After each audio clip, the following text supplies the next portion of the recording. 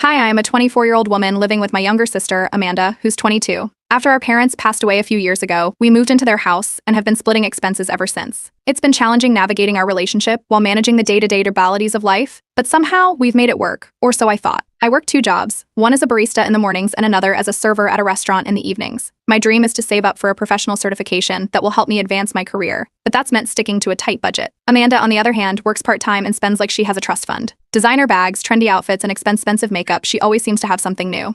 I've learned not to judge, even when it means picking up a larger share of the household groceries, because she forgot to contribute. For me, my wardrobe is personal. I'm not into fast fashion. Every piece of clothing I own has been carefully chosen. Some items were bought on sale after weeks of saving, while others are gifts with sentimental value. My work uniforms, for example, aren't just clothes, they're essential for my job. I've even invested in a few rare vintage pieces that I'm proud to have in my collection.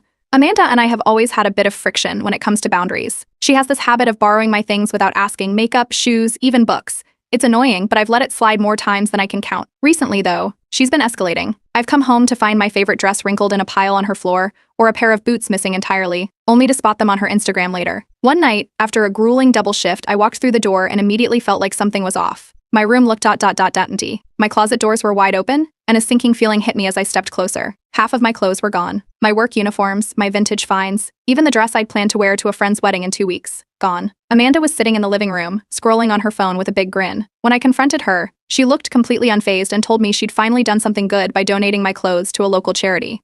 She said she'd noticed I wasn't wearing half of them and figured they'd be better off with people in need. I was stunned. She hadn't asked, hadn't even thought to check if I needed those items. I told her those clothes weren't hers to give away, but she shrugged and said they were just sitting there. When I asked where she'd taken them, she refused to give me any details. After locking myself in my room to calm down, I started doing the math. Some of the pieces she gave away were expensive. My work uniforms alone would cost hundreds to replace, not to mention the vintage items. Altogether, the value easily came out to over $2,000. But it wasn't just about the money. I'd worked so hard to build a wardrobe that fit my style and needs. Losing it felt like losing a part of myself.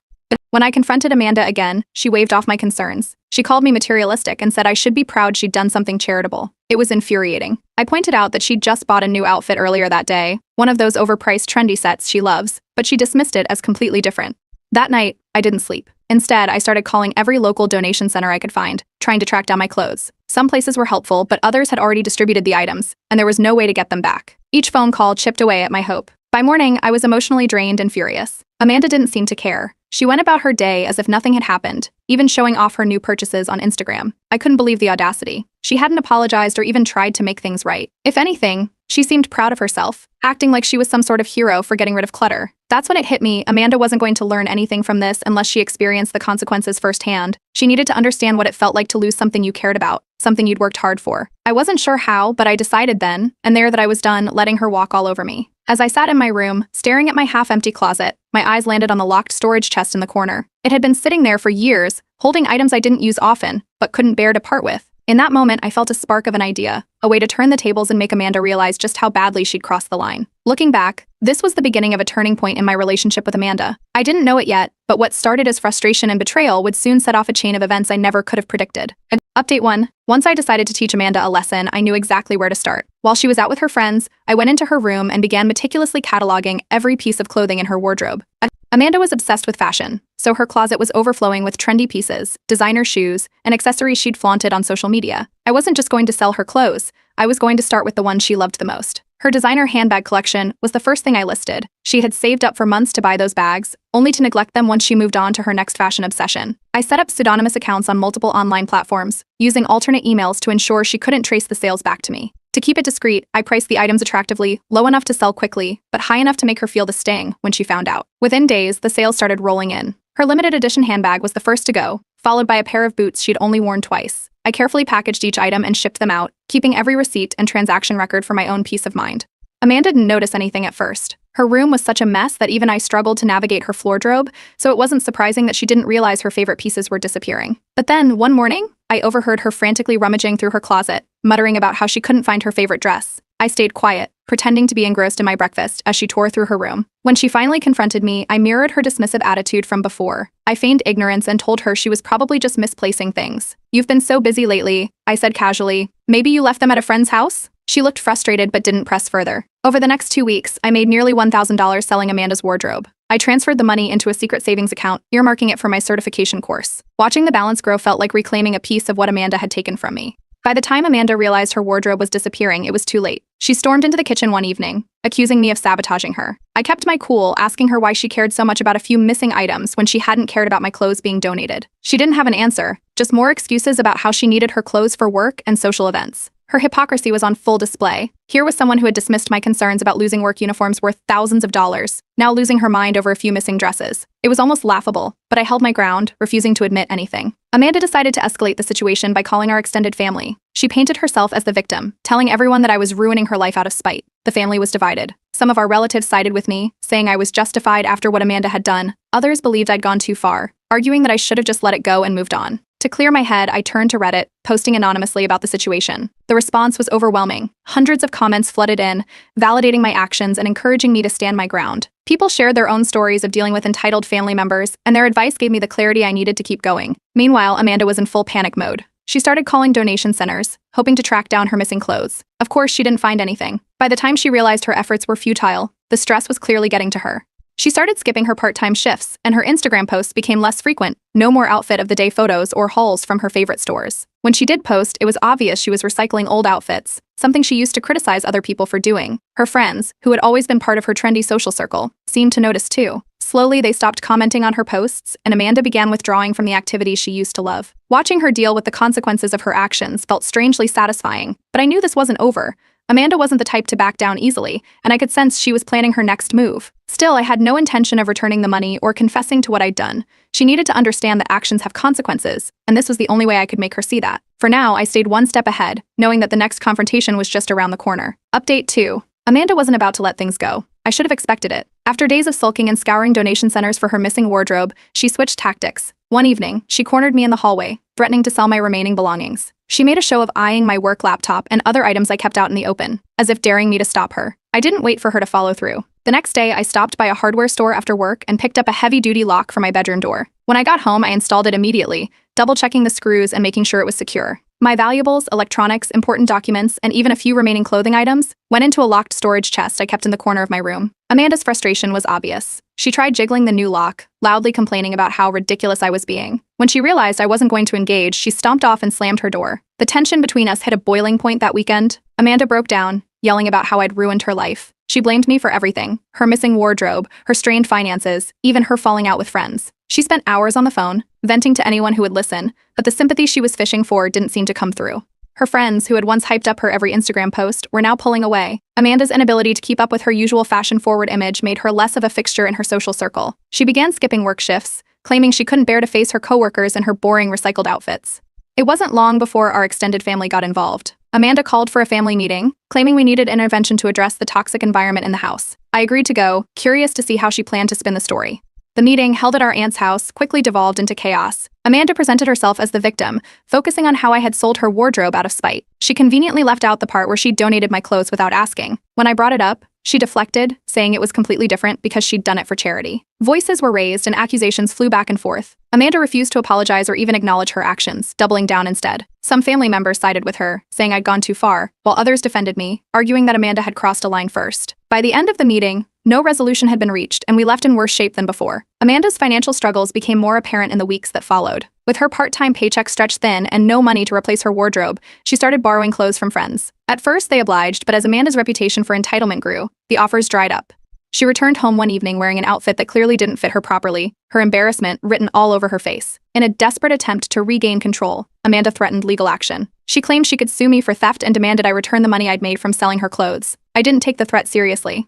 She had no evidence to back up her claims, and I'd kept meticulous records of every transaction, just in case. The situation gained traction online when I posted another update on Reddit. Thousands of users chimed in, offering advice and support. Many suggested I establish stricter boundaries moving forward, while others encouraged me to stay firm and not let guilt cloud my judgment. Their words reinforced my resolve. Amanda, meanwhile, tried a different tactic. She started bringing up our parents, saying they'd be disappointed in how I was treating her. It was a low blow, but it didn't have the effect she'd hoped for. I knew our parents would have wanted us to respect each other's boundaries, something Amanda had failed to do from the start. To my surprise, a distant cousin reached out during this time. She'd heard about the drama and offered her support, even suggesting she could help if Amanda pursued legal action. Her message was a reminder that not everyone in the family had been swayed by Amanda's narrative. As Amanda's desperation grew, she tried reaching out to more people for help, but her efforts were met with rejection. Borrowing clothes, money, or sympathy didn't come easily when you'd burned so many bridges. Despite the growing tension, I refused to back down. Returning the money or apologizing wasn't an option, not when Amanda had shown no remorse for what she'd done. Every step I'd taken was calculated, a direct response to her complete disregard for my boundaries. This wasn't just about clothes anymore. It was about standing up for myself and showing Amanda that her actions had consequences. No matter how much pressure she tried to put on me, I wasn't going to let her off the hook. The fallout was far from over, but I was ready for whatever came next.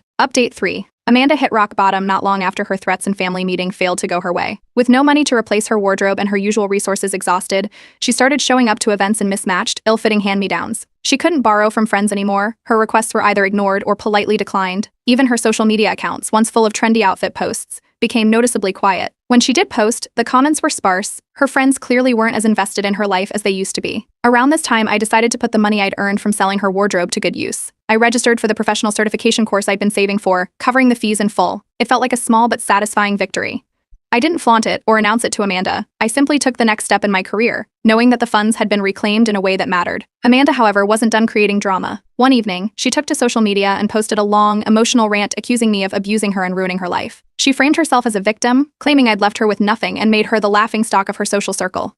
The post gained traction among her friends, but it didn't take long for people to piece together the full story. Screenshots of my earlier Reddit updates began circulating, and some of Amanda's friends who'd previously taken her side started commenting with their own opinions. A few even unfollowed her after learning what she'd done to my clothes. The backlash was swift. People called her out for her entitlement and questioned how she could cry foul after starting the entire mess. Her behavior didn't sit well with our extended family, either. While some relatives had defended her initially, her public meltdown and refusal to accept responsibility pushed them away. A few even reached out to me privately, apologizing for doubting my side of the story. One uncle told me he was cutting ties with Amanda until she figured out how to be an adult. The tension between us escalated until Amanda made a decision that surprised no one. She moved out. She claimed she couldn't live in a house where she was constantly attacked and disrespected. I didn't argue. In fact, I helped her pack her things, making sure she only took what actually belonged to her. She found a small room to rent with a coworker, but it was clear her new living situation wasn't as comfortable as she was used to. Once she left, the house felt like a different place. The constant arguments, passive-aggressive remarks, and tension disappeared. For the first time in months, I could come home after work and truly relax. I spent the next few weeks reorganizing and deep cleaning, reclaiming the space as my own. Amanda's apology came shortly after she moved out, but it wasn't what I'd hoped for. She sent a text blaming stress for her actions and claimed she never meant to hurt me. It felt more like an excuse than a genuine attempt to make things right. I responded with a neutral but firm message, telling her I couldn't reconcile with her until she took full accountability for what she'd done. In the midst of all this, an unexpected opportunity arose. One of the donation centers I'd contacted during my search for my clothes reached out to me. They'd heard about my Reddit posts and wanted to collaborate on an awareness campaign about respecting boundaries and making intentional donations. It was surreal, but I agreed to help, providing insights and tips for their social media outreach. Meanwhile, Amanda's financial struggles continued. She picked up extra shifts at work, trying to make ends meet, but her part-time salary wasn't enough to cover her spending habits.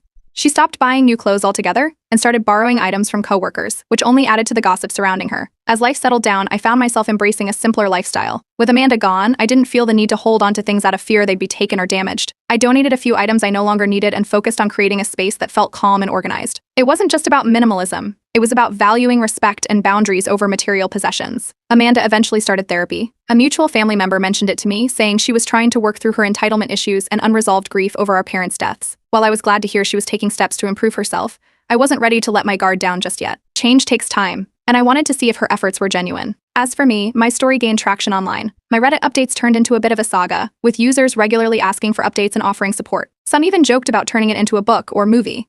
It was strange being thrust into the spotlight, but the overwhelming positivity reminded me that I wasn't alone in my experiences. Looking back, the fallout taught me a lot about boundaries, accountability, and the importance of standing up for myself. Amanda and I may never fully repair our relationship, but I've learned that family doesn't mean tolerating disrespect.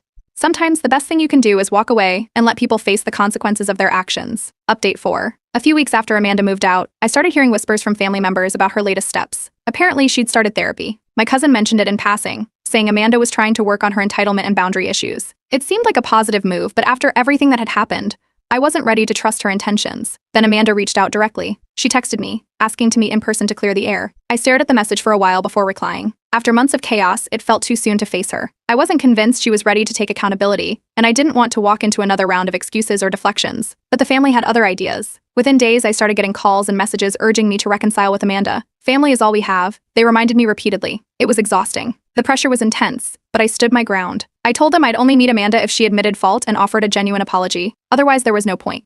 Eventually, Amanda agreed to my terms, and we scheduled a meeting. She showed up late, looking nervous and slightly disheveled. It was clear this wasn't easy for her. When we sat down, she started with a tearful apology, saying she regretted everything she'd done. For the first time, she seemed genuinely remorseful. I didn't let her off the hook, though. I pressed her to explain why she'd thought it was okay to donate my clothes without asking. She hesitated but finally admitted that she'd seen it as a way to teach me a lesson. She thought I had so much compared to her and believed I wouldn't miss the clothes. Hearing her justification made my anger resurface. It was exactly the entitled mindset that had caused all this in the first place. Her apology might have been heartfelt, but her reasoning confirmed that I'd been right to stand my ground. Then Amanda dropped another bombshell. She asked if she could move back into the house temporarily, citing financial struggles. She claimed she couldn't afford her current rent and needed some time to get back on her feet. I didn't hesitate to respond. I told her firmly that she needed to prove she'd truly changed before I could trust her again. Moving back in wasn't an option. I wasn't trying to be cruel, but I had to prioritize my peace and boundaries. Amanda seemed taken aback, but she didn't argue. Instead, she opened up about her therapy sessions, saying they'd helped her see how much of her behavior stemmed from unresolved grief over our parents' deaths. She talked about how she'd used material things to cope, and how that mindset had fueled her entitlement. While I could empathize with her grief, I couldn't excuse her actions. I told her as much, making it clear that therapy was a good step, but not a free pass for what she'd done. After the meeting, I turned to Reddit for advice. The responses were overwhelmingly supportive, encouraging me to maintain my boundaries. Many users reminded me that guilt shouldn't override self-respect, and that I wasn't obligated to let Amanda back into my life on her terms. In the weeks that followed, Amanda started taking concrete steps to turn her life around. She announced to the family that she was cutting back on spending and had taken a second job to recover financially. Her social media posts shifted from attention-seeking rants to updates about her progress in therapy and work. It was a start, but I kept my distance. I appreciated her efforts, but I wasn't ready to fully let her back into my life. I'd learned the hard way that trust takes time to rebuild, and I wasn't going to rush the process. Despite everything, I found myself reflecting on our shared grief. Losing our parents had been a devastating blow, and I realized I'd buried my own feelings to focus on survival. But grief didn't excuse bad behavior, and it certainly didn't justify violating someone else's boundaries. As for my own journey, I continued to focus on building a life that brought me peace. I made a point to avoid clutter and embrace a minimalist lifestyle. It wasn't about the things I owned, but about valuing respect and harmony in my space. Amanda and I stayed in occasional contact, exchanging updates through family members or brief texts. She seemed to be making genuine progress, but I remained cautious. Trusting her again would take time, and I wasn't in a hurry to force a relationship that wasn't ready to heal. For now, I've chosen to focus on myself, my goals, and the lessons I've learned from this experience. Boundaries aren't just important, they're essential. Sometimes holding firm is the most loving thing you can do for both yourself and the people around you. Update 5. Over the next 6 months, Amanda showed surprising progress. She continued with therapy and started making amends with the family members she'd alienated during her spiral. Slowly but steadily, she reached out to people she'd hurt, offering apologies that seemed genuine. Family gatherings became less tense, with Amanda actively working to rebuild those connections. Meanwhile, I hit a major milestone of my own. I completed the professional certification course I'd enrolled in with the funds from selling Amanda's wardrobe. It wasn't just a step forward in my career, it was a validation of all the hard work I'd put in to reclaim control over my life. With the certification in hand, I secured a higher-paying job that came with better hours and benefits. For the first time in a long time, I began thinking about the future, investments, travel, and other plans I'd put off for years. Around the same time, Amanda surprised me with a handwritten letter. In it, she opened up about how therapy had changed her perspective. She admitted to realizing how entitled her actions had been and how much damage she'd caused. She also thanked me for standing firm, saying it had forced her to confront the consequences of her behavior. While the letter was heartfelt, I wasn't ready to let my guard down completely. I appreciated her growth, but trust doesn't rebuild overnight. I decided to maintain boundaries while keeping an open mind about her progress. Amanda continued to stabilize her life. She moved into a modest apartment with a roommate and began managing her finances more responsibly. For the first time, she was living within her means, paying bills on time, and even setting aside some savings. It was a far cry from the Amanda who couldn't resist splurging on every new trend. Eventually, we started interacting more regularly. We met for coffee a few times and attended family events without the tension that had defined our relationship for so long. I laid out clear boundaries for any future interactions, making it clear that my space and property were off limits unless explicitly shared. Amanda respected these terms, which gave me some hope that she was truly changing. Then came a moment I hadn't anticipated. Amanda posted a public apology on social media. In a lengthy post, she took full responsibility for her actions and shared how therapy had helped her grow. She didn't frame herself as a victim or make excuses. Instead, she acknowledged the hurt she'd caused and expressed gratitude for the lessons she'd learned. The post shocked our friends and family, many of whom reached out to me with words of support. I updated Reddit about Amanda's progress, and the response was a mix of encouragement and caution. While most users applauded her growth, they reminded me to remain vigilant about maintaining boundaries. Their advice aligned with my own instincts. I was optimistic but cautious. Amanda also took an unexpected step to show goodwill. She went through the remaining items in her wardrobe and donated several pieces to the same charity where she'd sent my clothes. It felt like a symbolic gesture, one that underscored her commitment to making things right. Not long after, Amanda and I decided to host a small family dinner together. It was our way of signaling a truce and showing the family that we were both working to mend our relationship. The evening went smoothly, with laughter and shared stories replacing the tension that had once defined our interactions. Toward the end of the night, Amanda surprised me again. She offered to pay me back for some of the money I'd earned from selling her wardrobe. I declined, telling her that the lesson she'd learned was more valuable than any repayment. She smiled, and for the first time in what felt like forever, there was no tension between us, just mutual understanding. Reflecting on everything that had happened, I realized how much the situation had taught both of us. For Amanda, it was a lesson in accountability and respecting boundaries. For me, it was a reminder of the importance of standing firm and not letting guilt cloud my judgment. I ended my final Reddit update by thanking everyone who'd followed the journey and offered their support. Sharing the story online had been an unexpected source of validation and encouragement, and it was humbling to see how many people resonated with the lessons we'd learned. At the heart of it all, this experience reminded me that even the messiest conflicts can lead to growth, as long as the people involved are willing to face their mistakes and put in the work to change.